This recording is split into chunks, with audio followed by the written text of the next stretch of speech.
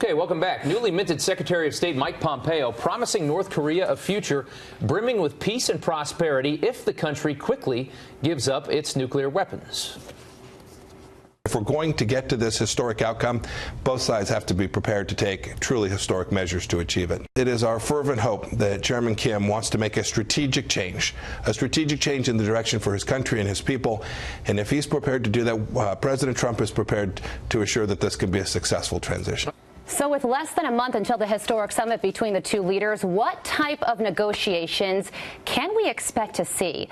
Joining us now is national security analyst Rebeccah Heinrichs. Rebeccah, thank you so much for being with us this morning. Now, Kim Jong Un is somebody who's essentially benefited from the fact that his country is poor, because when you are poor, you can't rise up and overthrow a brutal dictator. So do you think he's after economic support, or does he have some sort of ulterior motive that we might not know about?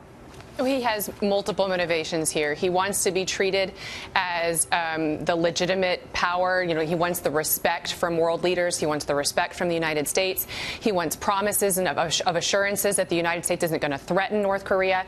He does want economic gains there, but this is not a guy who cares about the well-being of his citizenry. If he does care now, this will be a change in his mind. I think it's really important that the point that Secretary of State Pompeo made, that they want to see an actual strategic change on the part of Kim Jong Un. That is exactly right. That's what's necessary. And what Pompeo has laid out as necessary conditions for the United States to give them economic gains and economic prosperity and get them back on an economic footing is exactly right. And that's the complete, verifiable denuclearization of North Korea. It's just going to be really hard to pull off. Yeah.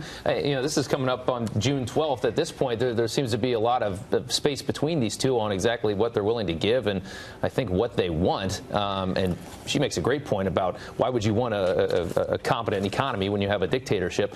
But do you think anything gets done on June 12th? Does this end as a stalemate? Everybody is so skeptical of this. It seems hard to think that it would work out. Well, you know, President Trump is going to try to determine if Kim Jong Un is being sincere. And there are going to be several things that you're going to be able to tell if he is or not. One is if he doesn't even agree to full denuclearization. I mean, it's really important that this is coming on the heels of President Trump getting out of the Iran deal. So he's determined not to make the mistakes of the Iran deal, which means the bar is high. It means totally dismantling the North Korean program. In the Iranian program, they were allowed to keep low enrichment levels. That's not going to happen with North Korea.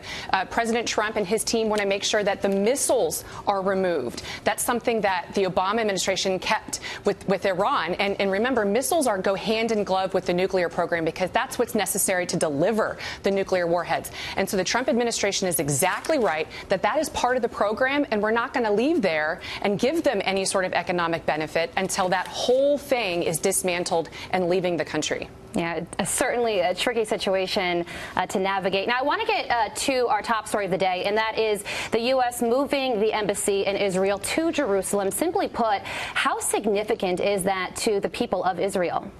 It's incredibly significant.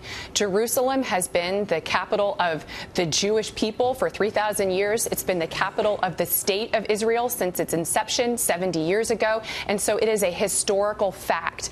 And the fact that President Trump is recognizing this fact means the world to our allies, the Israelis. And it also disabuses the Palestinians of the notion that it's in any sort of final settlement that it's going to be anything other than the capital of Israel. It's also incredibly important to President Trump's base, because this is something that he promised he would do as a candidate, and he is once again delivering on it. It has been an American law since 1995 to move the embassy to Jerusalem, and every president since 1995 has used his waiver authority not to do it. President Trump, right. He's listening to the will of the people. He's not deferring to the UN on this. They've avoided it because it could be messy, and this could be a very messy week, and it also could mean the end of the two-state solution. It could be a lot of clashes there, but we'll see how it turns out as we move into a big week in that area. All right, thank you so much, Rebeccah.